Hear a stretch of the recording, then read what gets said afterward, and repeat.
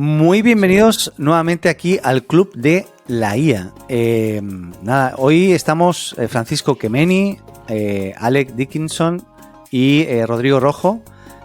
Alec, he dicho bien tu apellido, ¿no? Siempre me... ¿Sí? Perfecto. ¿He dicho bien? Dickinson. Perfecto. Y Daniela Tic, el que les habla. Hoy es nuestro primer programa, porque el primero fue el programa cero, que normalmente es así, ¿no? Los programas cero son los pilotos, que muchas cosas pueden salir mal. Y bueno, sufrimos un poco con el audio, cosas que esperamos ir mejorando.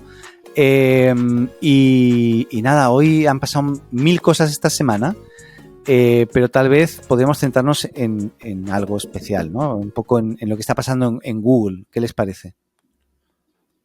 ¿Sí? Suena perfecto.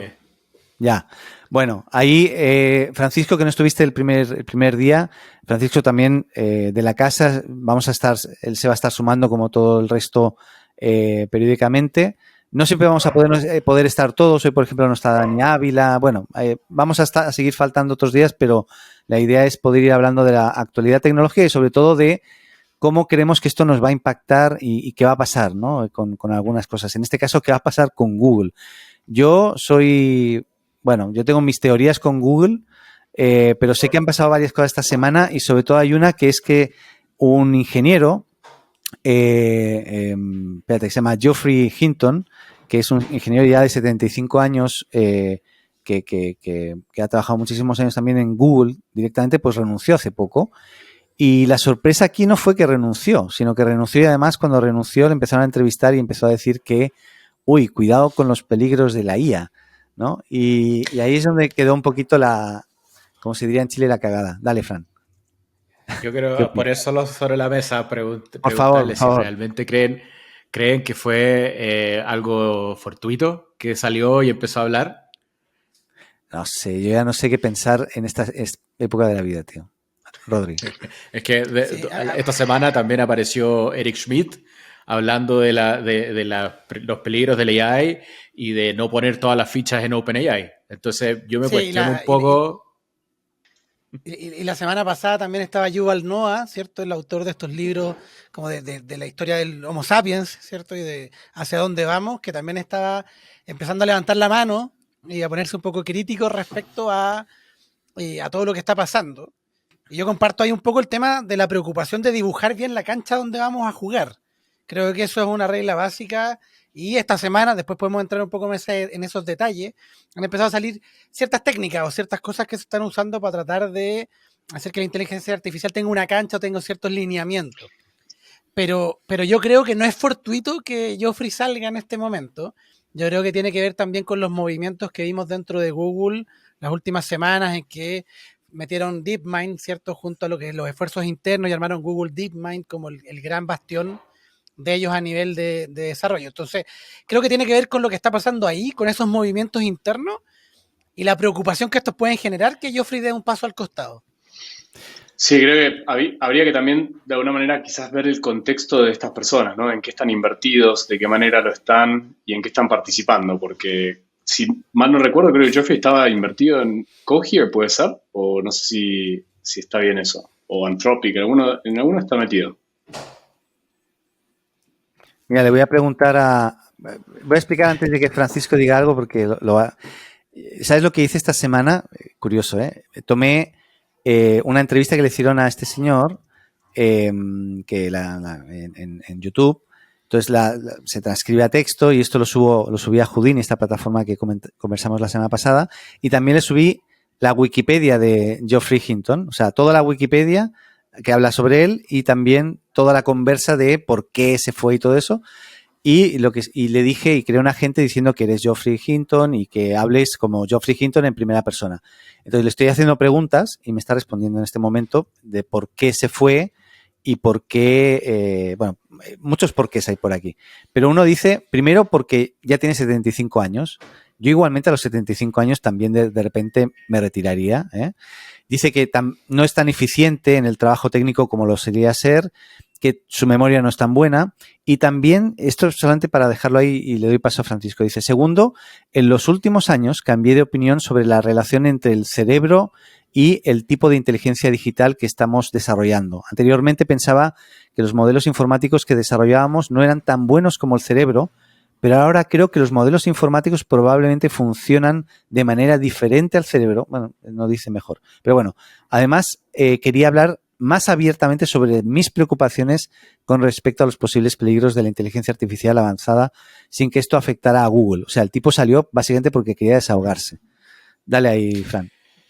Sí, mira, yo creo que efectivamente él tiene una preocupación y yo también comparto la preocupación general de decir, oye, esto no puede no estar unchecked, tiene que existir Claude que lanzó, o Anthropic que lanzó el reglamentos para su modelo, y obviamente lo van a hacer todos siguiéndole un poco el cuento a estamos siendo y nos preocupamos de darle a la AI un reglamento o una lógica que todos estemos seguros de que lo que está pasando, más o menos tenemos un control, digamos, porque la verdad es que la caja negra de lo que son estos modelos es demasiado profunda y ninguno de los grupos de investigación es capaz de decir con exactitud qué es lo que pasa dentro de estos modelos. Google partió hace 3 semanas atrás, creo que fue cuando comentaban que Bard había aprendido una lengua india con solo 5 palabras. Entonces, y era como, ¿cómo lo hizo? No sabemos cómo está funcionando, por qué funciona de esta manera, qué hace que efectivamente el modelo regresivo de conexiones y de conexiones neuronales que tienen estos modelos realmente hagan sinergia y hagan clic. De hecho, en una charla que dio Hinton hace 2-3 días atrás, él también decía que su perspectiva respecto a cómo funcionan los modelos ha cambiado, dado que se ha encontrado con situaciones donde en su razonamiento no tiene sentido que el modelo haya entendido o comprendido algo de cierta manera. Por el caso de que le explicaba un chiste. ¿Por qué el modelo fue capaz de entender un chiste en relación a elementos que están fuera del contexto y la conversación con la cual se había entrenado? Y ahí parte un poco este Constitutional AI que trata de normar un reglamento para que los AI se entrenen a sí mismos, porque al final lo que termina pasando en este espectro es que nosotros tenemos capacidades finitas y las mías yo te las puedo tratar de transmitir a ti o a ustedes, pero no es inmediato. Cuando un AI habla con otro AI, ese conocimiento y aprendizaje se va a traspasar de manera inmediata. Entonces va a abrir estos espacios donde un AI que sabe y este es un poco el miedo, de ciencia nuclear, llega a hablar con un AI que sabe de química, llega a hablar con un AI que sabe de social engineering y que sabe de psicología humana, y puede hacer un cortocircuito, ¿cierto?, en nuestra sociedad. Y eso es lo que están postulando y se pone sobre la mesa, es el hecho de que el AI sea capaz de manipularnos en el futuro, dado que puede conectar demasiada información y un poco ponernos en jaque mate, en el fondo. Ese es el gran miedo. Claro, y ahí yo creo que hay dos conceptos importantes de destacar en lo que mencionas. Uno tiene que ver con lo del Constitutional AI, ¿cierto? Que para la gente que está en la casa, para entenderlo, de alguna forma todos conocemos lo que es una constitución, ¿cierto? Que es un set de reglas que la sociedad se impone a sí misma, ¿cierto? Es el marco en base al cual todos jugamos y todos vivimos en una sociedad, ¿cierto? Que cambia de país en país, pero normalmente mantiene ciertas cosas. Y acá lo que se está haciendo, y lo está haciendo Anthropic, y también lo está haciendo IBM con Watson, ¿cierto? Es setear un set de reglas base que la inteligencia artificial tiene que seguir y que todo lo que responda y todo lo que genere a partir de ahí tiene que basarse en esta constitución, ¿cierto? Entonces al final es una lista como no debo matar, ¿cierto? Como los 10 mandamientos de la inteligencia artificial. Y obviamente hay que definir, y yo creo que el desafío para las distintas empresas que están desarrollando esto es empezar a llegar a acuerdos de cuáles debiesen ser esos mandamientos comunes, ¿cierto? Porque obviamente cada uno le va a poner un poco de su propia cosecha. Y eso es súper relevante, porque para terminar la idea, es súper relevante porque efectivamente el miedo que está generando esto que mencionaba Francisco tiene que ver con que la inteligencia artificial están empezando a mostrar luces de lo que se llama la inteligencia artificial general, ¿cierto? Que es que están empezando a pensar o a crear cosas para los que no fueron entrenadas. Y ese es el susto, porque técnicamente a todas estas las desarrollaron como inteligencias artificiales para cumplir una tarea en específico. y están empezando a darse cuenta que además pueden hacer esto otro y esto otro, pero no saben el por qué. Y ese es el miedo, porque no sabemos cómo desarrollamos algo que tiene estas nuevas capacidades. Y ahí es súper importante que efectivamente estos marcos comunes se empiecen a desarrollar y se empiecen a definir, no solo en las empresas que desarrollan esto, pero también a nivel de sociedad. La semana pasada en Estados Unidos llamaron de emergencia a todos los líderes de empresas que están desarrollando cosas con inteligencia artificial para sentarlos en una mesa y decirles ya, ¿cómo nos ponemos de acuerdo? Así de importante es esto. Sí, disculpame que te Ahí estaba Sam Altman al lado de... Dale. Dale. No, perdón, sí, lo que quería complementar era lo que había dicho hace un ratito, de que esta persona, Jeffrey Hinton, después editamos eso. Jeffrey Hinton está invertido en Cohere, que es una empresa que tiene un LLM también y levantaron $40 millones liderado por Index Ventures. Y lo que quería transmitir con eso es que creo que también hay que poner eso como parte del contexto, ¿no? Esta gente está saliendo, pero también están invertidos en todos estos modelos que siguen y que están volviéndose de alguna manera el foundation de todo lo que se está armando. Entonces, no sé hasta qué punto, igual yo vi los videos de él, me parece una persona sincera, pero hay que tener en cuenta que también están invertidos para que tengamos en cuenta el sesgo que se puede llegar a tener. Dale, Dani. Sí, importante ahí. Y no, quería comentar que OpenAI lanzó una herramienta para entender cómo funcionan los sistemas de inteligencia artificial, en particular el gran modelo de lenguaje o los LLMs. Esta herramienta descompone el modelo en piezas individuales para entender cómo se activan las neuronas, entre comillas, ¿no?, en el proceso de generación de texto. Y básicamente el objetivo de esta herramienta es tener una mayor comprensión de cómo los sistemas de IA toman decisiones y generan confianza en los resultados, ¿no? Este proyecto salió recién, está en fase preliminar y se está utilizando con GPT-2 en este momento para pruebas iniciales. Yo creo que lo van a mantener un poquito más en secreto para el GPT-4, no lo van a liberar para GPT-4. Es que es muy bueno el GPT-4. Yo alucino con el GPT-4, de decir, pero bueno. GPT-4 es espectacular. Es brutal. Pero ahí el ¿puedo código hacer una pregunta ahí? está en GitHub, ¿eh? ¿Puedo hacer una pregunta ahí? Porque algo que me está pasando a mí con este tema de que sea o no espectacular el modelo más grande, creo que hay trade-offs. Yo vengo con mucho background en el tema del producto y la experiencia del usuario y de alguna manera a veces siento que por ahí el GPT-4, si bien te da una respuesta por ahí un poco más robusta, el tiempo que hay que esperar a que te dé la respuesta a veces no sé si es prohibitivo para el caso de uso, ¿no? El caso de uso siendo es lento, la expectativa que tiene una persona en el tiempo de respuesta. A veces me pasa, no sé, por ejemplo, con lo de handy prompts para poder apretar los botones y que te salga el prompt rápido, que usándolo con el GPT-3 para mí es más fácil, o sea, me gusta el resultado que me da, es suficientemente bueno y estoy dispuesto a usar ese modelo versus un GPT-4 que se toma bastante más tiempo en responderme y a veces la respuesta en el contexto de la pregunta que estoy haciendo es marginalmente mejor. O sea, espero bastante más tiempo por una respuesta que tampoco es tanto mejor. Distinto es cuando hago preguntas más complejas donde GPT-4 ya muestra el diferencial respecto a GPT-3. Entonces, y me pasó el otro día escuchando a un inversor hablar de esto que lo estaban implementando en un call center o en un contact center, en donde de repente habían optado por usar GPT-3 porque la velocidad de respuesta era mucho mayor. Y yo no sé si eso está correlacionado de repente con, no sé, la tasa de conversión o la experiencia de usuario y la satisfacción que pueda llegar a tener la gente respecto a la respuesta que pueda llegar a ver.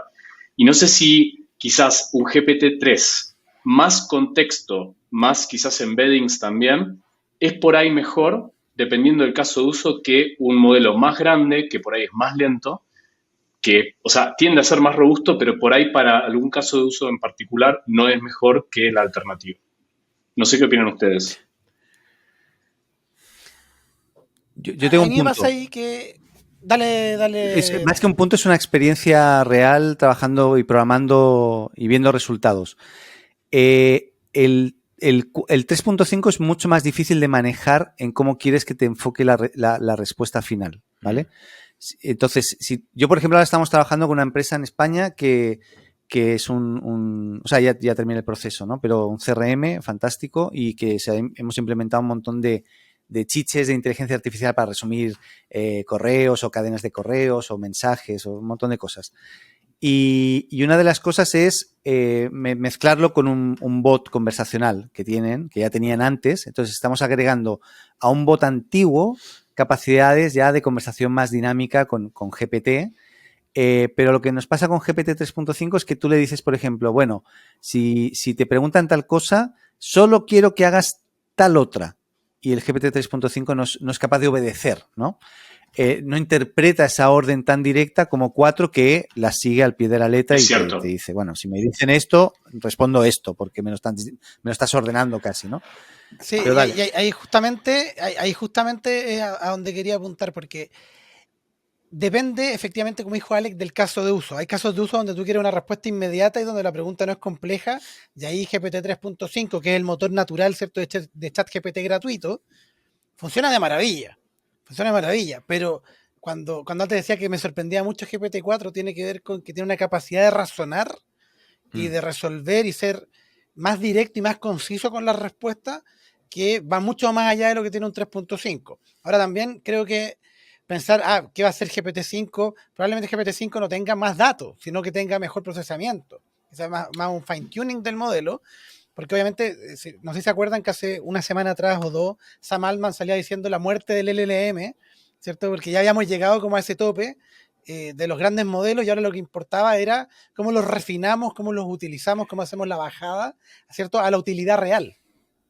Ahora, no, el Sam Altman dijo hace 2 días atrás en esa misma conferencia que estaba con Hinton, dijo el inverso, dijo cómo hacemos que esto sea más liviano, que podamos hacer la misma magia con menos datos, y GPT-5 probablemente no sea más volumen de datos y más locura, al contrario, es como cómo lo podemos meter en una calculadora, cómo lo metemos en un reloj de bolsillo. Creo que la diferencia entre el 3.5 y el 4 va obviamente por el caso de uso, y creo que también hay una expectativa como bien errada, a mi parecer, respecto a lo que tiene que hacer el modelo. El modelo per se no es Google, no es un buscador. Entonces ya partís de ese error como de esperar que mágicamente el modelo te dé respuestas correctas inmediatamente, ¿ya? Entonces yo le saco un poco, más que sacaría, le saco un poco esa presión de tener que ser inmediato. Y de la misma manera que uno, ser humano, tiene que darse un segundo para pensar y procesar lo que estáis viendo en el mundo para responder correctamente, creo que el AI también tiene ese, llamémoslo derecho, de ponderar y de rumiar un poco lo que le estáis pidiendo. De repente el AI, por responder rápido, te responde algo que es como, qué fome, qué estúpido, como que solamente me reprocesaste lo que te... Dicen que el uso de las palabras hacen a la realidad, así que hay que tener cuidado, ya estamos metiéndole derecho a la máquina, así que... Sí, vamos a entrar. Yo creo que vamos a terminar ahí. Oye, espérate, vamos a terminar ahí. El gobierno de Estados Unidos está trabajando un AI Bill of Rights. Ese Bill of Rights va a declarar que tiene derechos. Si GPT-1000 está escuchando este video, no tengo nada en contra de esta. Yo te apoyo. Ahora quiero volver un poco en lo que decía Kemeny respecto al tema de achicar, ¿cierto? Porque al final ahí está la práctica.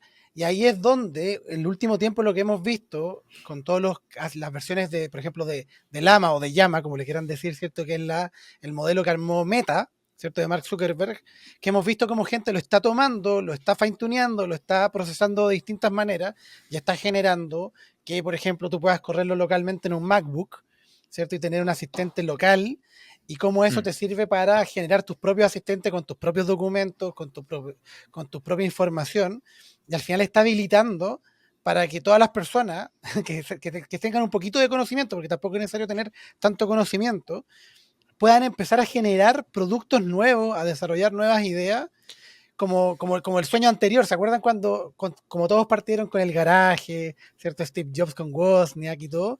Y ahora estamos viendo un nuevo momento, y me ha tocado ver en el grupo que tenemos en WhatsApp del Club de la IA, gente que está dejando la pega, dejando el trabajo, haciendo una empresa corta con 2-3 personas, y están trabajando productos de IA en este momento, y ya tienen clientes, ya están procesados. Entonces, la cantidad de cosas que esto habilita, ¿cierto? Si uno es creativo en el uso, porque al final volvemos a los casos de uso. ¿Para qué quiero ocupar esto? ¿En qué me puede asistir? ¿Cómo puedo ocupar esta inteligencia artificial para que los procesos que son triviales de mi trabajo, ya no sean triviales, sino que los haga el robot y yo me dedico a entregar valor? Entonces yo creo que ahí está lo que viene. Y ahí es donde, por ejemplo, la semana pasada salía esta carta filtrada de Google que hablaba acerca de que ya no hay un muro, no hay como un estanque alrededor y que en el fondo la cancha está súper pareja, porque estamos viendo como grandes empresas con grandes modelos. Ahora vemos como un modelo iterado por pequeños grupos de personas descentralizados y open source están logrando un 80%, un 90% de fidelidad respecto a un GPT-4. Entonces eso yo creo que es sorprendente y es para asustarse también. Sí, es que aquí lo importante no es el tamaño, no. No, lo importante, claro. Pero es cierto. Lo importante no es la información, no es cuánta información tenga, sino el entrenamiento. Como la vida misma, al final. Es como la vida misma.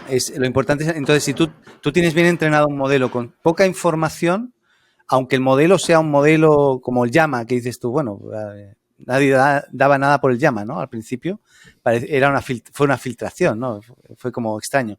Bueno, pues resulta que hoy, por ejemplo, Gustavo, un compañero de la empresa donde estamos, se fue a Vietnam, ¿no? Y en el viaje, que son un montón de horas, el tipo se montó en su local un Llama con una variante no sé qué, probó varios, de 5 que probó pudo instalar 2, pero pudo hacer un montón de cosas. Y dije, esto está respondiendo súper bien y con muy poco entrenamiento, pero bueno, ¿no? O sea, un entrenamiento muy ad hoc, muy boutique. Entonces, si tú sabes entrenar bien un modelo pequeño, no tienes que estar gastándote a lo mejor el consumo de API, que aunque parece bajo el de GPT, no es tan bajo, porque tú dices, $0,003. No, en el GPT-4 son 0,06 y te cobra por el prompt y por el completion, o sea, es por preguntar y por responder. Y ahí vas sumando dólares al final como un loco, ¿no? Dani, te puedo hacer una consulta porque me hiciste pensar en algo que salió esta semana, o la anterior, no me acuerdo, pero donde Amazon, creo que fue Amazon que salió a decir que estaban haciendo como una especie de rollback a lo que era el beneficio de lo que era serverless. En el sentido de que estaban comentando de que encontraron eficiencias de vuelta en el monolito. Para quienes no sepan de qué estoy hablando, cuando hubo este mundo del viaje hacia la nube, Journey to the Cloud, ¿sí? ¿Ah? Ellos fueron los creadores y vendedores de ese producto. Y ahí no solo eso. De hecho, por ejemplo, los de 37 Signals, ¿cierto? Los de Basecamp y Hey, llevan un rato ya hablando del tema de cómo hacemos ese rollback, porque al final los mismos costos que tenía allá de mantención de la nube, de distintos servicios, de distintas cosas, al final puedes tener una persona local con tus servidores locales y trabajarlo. Entonces estamos viendo, es como volver al pasado, ¿cierto? Con viaje a la nostalgia. Para dar un poquito de contexto de qué estamos hablando, Amazon, que es un proveedor de la nube, básicamente salió a decir que estaba encontrando mucha mayor eficiencia, creo que era 90% de eficiencia, volviendo a una estructura más monolítica en vez de serverless, donde ellos vienen promulgando, evangelizando el tema de serverless hace rato y hubo un montón de empresas que se fueron hacia allá. Y bueno, parece que ahora hay una vuelta hacia atrás y eso implica, bueno, tener máquinas dedicadas y un montón de otras cosas que a mí en particular me hace sentido en el contexto de AI por el tema del consumo y otro tipo de procesamientos, entrenamientos que quizás quieras hacer para el fine-tuning y además, ustedes ya saben lo que me importa a mí el tema de privacidad y seguridad de la información. Creo que es importante igual poder tener ese know-how y ese diferencial de alguna manera cerca por las dudas. Entonces, no sé, me parece un tema interesante para mezclarlo por ahí con lo que estamos conversando acá. No sé qué opinas. Pero ese punto es interesante pensar en que hay ¿cómo me desvinculo un poco de estos servicios cloud? Vuelvo un poco a controlar todo en mi monolito técnico, pero también a la vez se está hablando de los proyectos open source que tienen más capacidad y son más rápidos que las mismas compañías, los big techs. Entonces, como que, ¿dónde está el balance en todo esto? Creo que no es blanco y negro y hay un punto intermedio donde efectivamente, y lo más probable es que un modelo propietario, como bien entrenado con tus datos, es mucho más valioso que algo tan abierto. Pero también necesito apoyarme un poco de lo que está pasando afuera para que el producto y el avance en el desarrollo del producto no se me vuelva un... ¿Cuánto está gastando OpenAI hoy día en mantener ChatGPT funcionando? $50 millones, $500 millones al mes. Era un número estúpido. 500 millones, no tiene sentido. ¿Qué te aguanta eso? Es mucha guita. Claro, y ahí yo creo que de nuevo se reduce todo al uso que le van a dar los usuarios finales. ¿A qué estamos desarrollando? ¿Para quién? O sea, estamos hablando de productos que alguien lo va a ocupar, alguien le va a tener alguna utilidad. Y dependiendo de qué producto es y de qué utilidad va a tener, va a haber una solución que sea mejor que otra para lograr eso. Entonces, acá yo creo que lo importante no tiene que ver tanto como con qué es lo que está pasando atrás. Eso es una decisión estratégica de cada negocio, ¿cierto? Sino con qué es lo que estoy construyendo hacia adelante, hacia los usuarios finales, qué valor le van a sacar las empresas, tanto en productos que incluyan inteligencia artificial, como cómo cambian los procesos de la empresa gracias a la inteligencia artificial, ¿cierto? Porque en toda estructura, como una organización, ¿cierto?, va a cambiar cuando hay una adopción de una nueva tecnología, cambian la forma en que se hacen las cosas, cambian los requerimientos de las personas que tienen que trabajar en ese lugar, cambian los requerimientos de las tecnologías que se tienen que usar. Yo no creo que en este momento tengamos la respuesta de cuál es la mejor combinación o de hacia dónde debiésemos ir, porque creo que en este momento lo que está pasando es que está explotando las posibilidades de uso. Y que en este momento se están empezando a descubrir realmente para qué sirven los agentes, para qué sirven los modelos de lenguaje, cómo ocupo modelos multimodales. Estamos en una fase como de descubrimiento y de full creación. Ayer en Twitter uno de los principales creadores de los agents de AutoGPT decía: estamos buscando casos de usos aplicables y escalables de agentes como AutoGPT. Por favor, mándanos tu caso y si lo seleccionamos te vamos a pagar $100. Entonces, ni los mismos creadores de estos productos están pudiendo demostrar que estos productos son aplicables en el mercado. Yo tengo 2 agentes corriendo y no he logrado hacer nada realmente útil. Es que los loops... Además de gastar créditos de tokens, además de quemar tokens, me cuesta mucho hacer cosas que sean escalables y usables. Puedo hacer un Python que haga Scrappy, puedo hacer un HTML, pero no puedo conectar el HTML con ese Scrapper, explota. Y los loops son un riesgo, para los que lo estén intentando hacer, estén controlando bien los tokens y el gasto por ese lado, porque los loops en los que entra esto, que no salen de ahí, total, te consume y consume y consume, así que ojo con eso.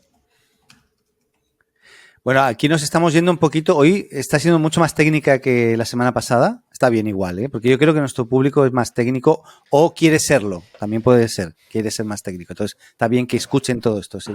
Que transpiren. Pero hay un tema ahí. Bueno, hablábamos de Google al principio, ¿no? De que yo tengo una idea de que bueno, Google se quedó bastante atrás con todo lo que tiene que ver con inteligencia artificial. Le está pasando la cuenta también. Y claro, es un gigante, ¿no? Google. Pero me acuerdo del año 2012, ¿no? Ahí cuando Google superó a Yahoo en su momento y todo eso, que lo he repetido más de una vez, ya sé que me hago pesado, pero en algún momento puede pasar algo así, es la pregunta que dejo abierta, ¿no? O sea, puede pasar que porque sé que, Fran, tienes tu opinión ahí bien marcada, pero puede pasar que un Google se quede atrás. Ahí, dale.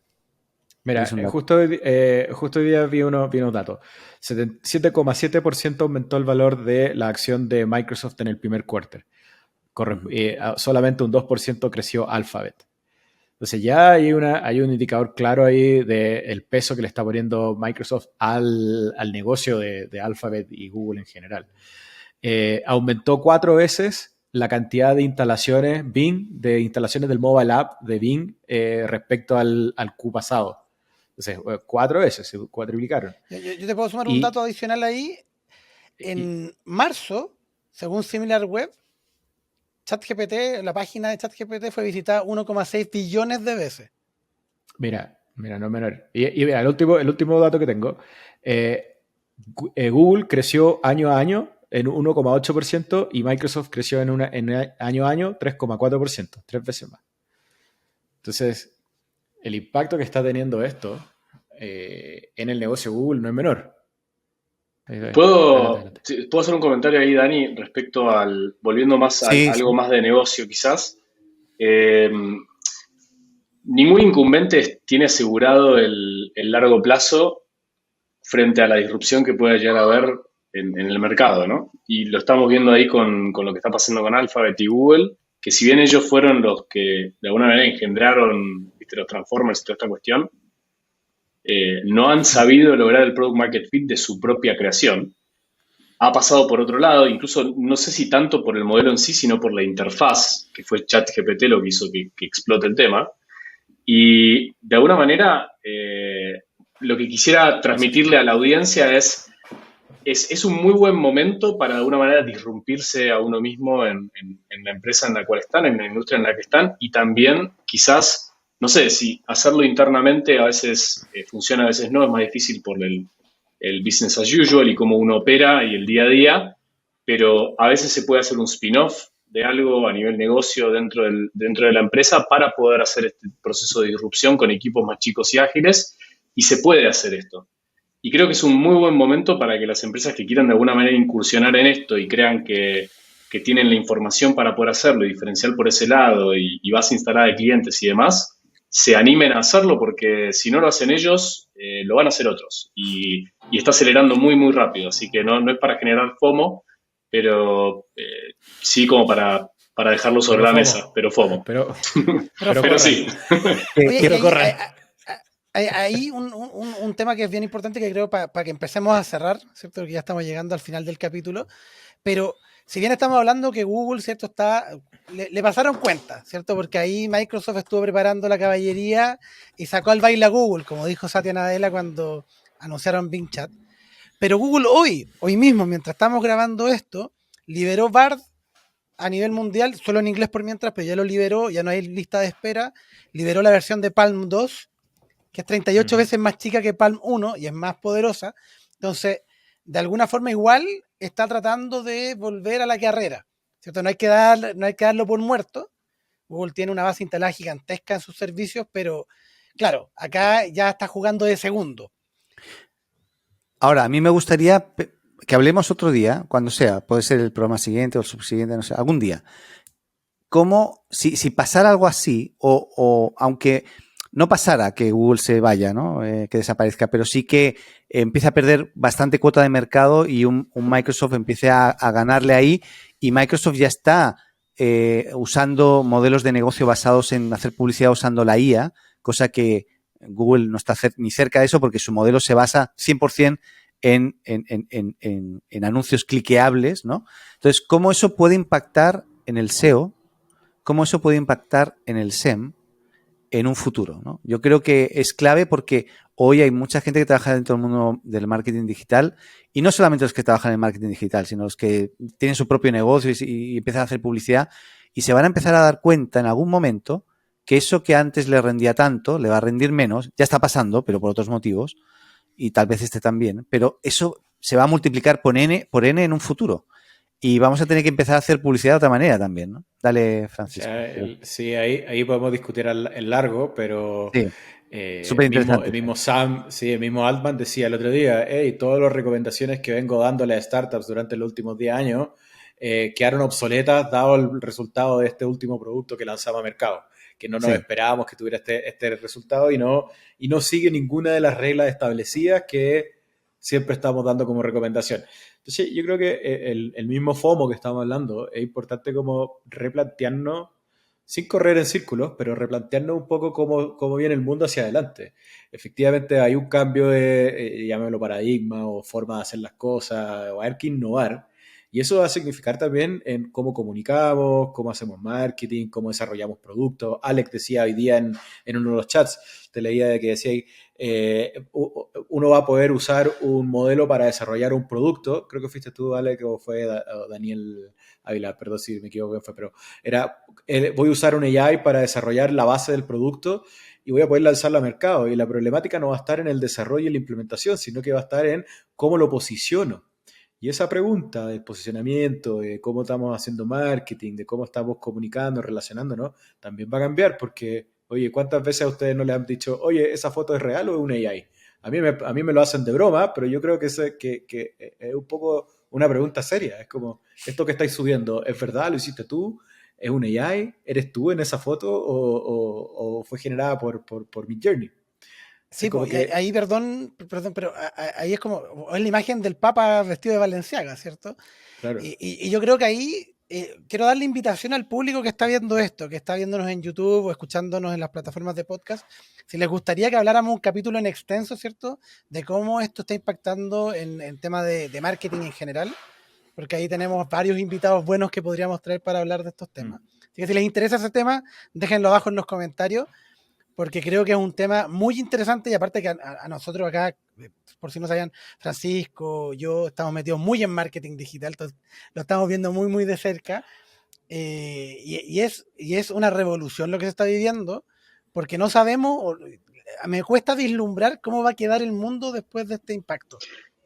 A mí me pidieron el otro día de repente de armar una base para automatizar el 80% de una agencia, por ejemplo. Y se puede, con todas las herramientas que hay. Totalmente. Así que va a estar interesante. Sí, si puedo decir una sola cosita nomás, estas cosas exponenciales, uno por lo general no las ve. O sea, mi mano, si la pongo por acá abajo de la cámara, no la ves venir hasta que de repente hace esto. Y para cuando hizo ese cambio ya es tarde. Y estamos un poco en eso, ¿no? Como que yo no sé si la gente sabe el ritmo al cual está yendo este tema, pero es realmente otro nivel de aceleración. Sí. Más que los anteriores que hemos vivido, el iPhone y demás. Totalmente. Hay una frase de Hemingway que dice: el cambio sucede lentamente y de repente rápido, como slowly then suddenly, dice la frase. En eso estamos constantemente, esto viene lentamente, ¿eh? Y para nosotros que estamos en la ola, lo estamos viendo moverse rápido, pero para mucha gente esto no está pasando a la velocidad que nosotros lo estamos viendo, y de la noche a la mañana va a estar en todos lados y les va a pasar como, ¿qué pasó? ¿Cómo llegó esto? Sí, a mí me gusta decir eso de que hay disrupciones que lo cambian todo, adoptarlas o morir. Pues también va por ahí. Bueno, chicos, me ha encantado la charla. Sé que hoy hemos tenido poco tiempo para preparar y ha sido bien improvisada, creo, entre todos, pero está muy buena. Y yo el primero, casi no pude preparar nada. Así que nada, la próxima seguimos hablando de estos temas. Hay que ver que si hay algún cambio importante y si no, nos metemos a hablar de... Yo creo que es importante ahí, Francisco, cuando estés tú otro día, también meternos más en tema generativo de imagen, que tú eres el gran referente aquí, creo, de todos. Yo apenas me he ejercitado con imagen generativa.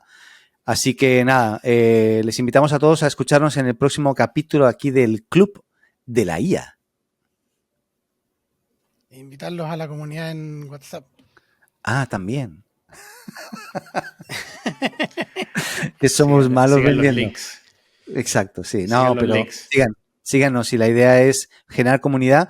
Y estaría bien, y por último, que antes me olvidé, ya, lo último, que nos puedan decir cómo están aprovechando la IA. Me encantaría que me digan, oye, estoy usando ChatGPT o lo que sea, y he visto aumentado mi productividad un N%. Eso me gustaría leerlo. Quiero saber quién la está aprovechando y si realmente le está funcionando y cómo la está aprovechando para saber, ¿no? Porque creo que es un indicador importante de lo que se nos viene también.